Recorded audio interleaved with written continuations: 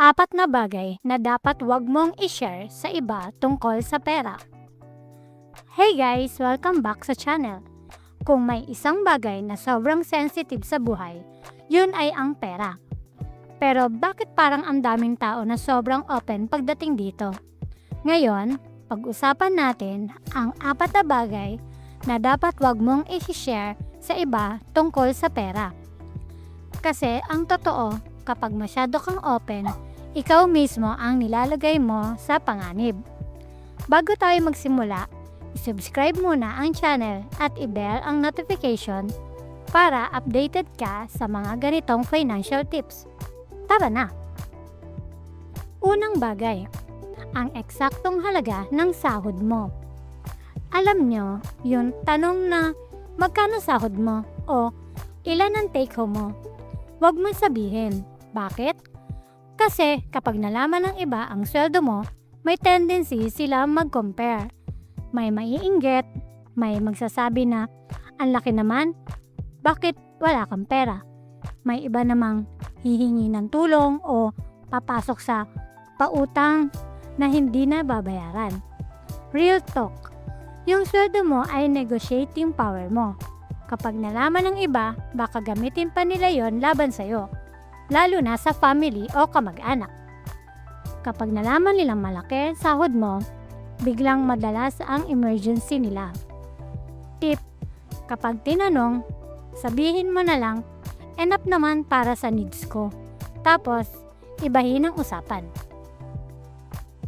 Pangalawa, kung magkano ang savings o investment mo. Ito, yung malaking pagkakamali ng marami. May 500,000 akong sa savings o may stock ako na tumaas ng 30%. Wag, bakit delikado? May makukulong sa'yo na hihingi ng pautang na malaki. May mga taong magsisimula magchismis tungkol sa pera mo. Kapag nalaman ng iba na marami kang pera, maaaring magbago ang trato nila sa'yo. Minsan mas maganda pero madalas ay may hidden agenda. Lalo na sa social media, huwag mong i-post yung screenshot ng investment portfolio mo. Hindi mo kailangan ng validation ng iba sa financial journey mo. Rule of thumb, ang pera mo ay private. Parang password mo, hindi mo kailangan ipaalam sa lahat. Pangatlo, ang utang mo o financial struggles.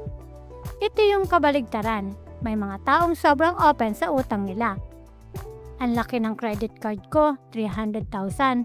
O wala akong ipon, ubos sa bills. Dapat wag mo rin i-share. Bakit? Una, nawawalan ka ng respeto. Pangalawa, kapag nalaman ng iba na nahihirapan ka sa pera, baka gamitin nila yon para lokohin ka o iwasan ka kapag ikaw naman ang nangangailangan. Pangatlo, nakakaapekto ito sa opportunities. Halimbawa, kapag may business deal, kapag nalaman nilang puno ka ng utang, baka mag-back out sila. Better approach. Kung kailangan mo ng payo, piliin mo lang yung isang taong talagang magpapagkatiwalaan, hindi yung buong barangay o Facebook friends mo. Pang-apat, ang mga malalaking financial plans o balak mo. Halimbawa, bibili ako ng bahay next year. Mag-o-open ako ng business. Aalis ako ng Pilipinas for good. Huwag mong i-broadcast. Bakit? Kasi maraming inggit at saboteur sa paligid. May mga taong kusang loob na sisiraan ang plano mo. Bibigyan ka ng negatibong comments o mas masama, sisiraan ka sa mga taong makakatulong sa iyo. Maraming successful Pilipino ang tahimik lang hanggang ma-achieve na nila ang goal nila. Tapos na lang papakita. Remember, ang plano ay parang binhi. Kapag masyado mong nilalantad bago tumibay, baka masira pa ng hangin. Ang pera ay tool, pero mas importante ang peace of mind.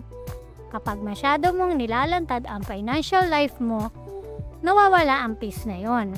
Kaya tandaan, Yun ang apat na ito.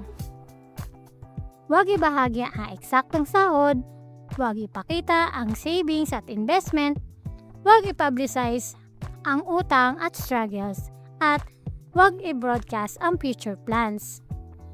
Kung may natutunan kayo, i-like nyo ang video at comment below kung alin sa apat na ito ang pinakamahirap para sa inyo na itago. Maraming salamat sa panonood. See you sa next video. Ingat sa pera, ingat sa buhay!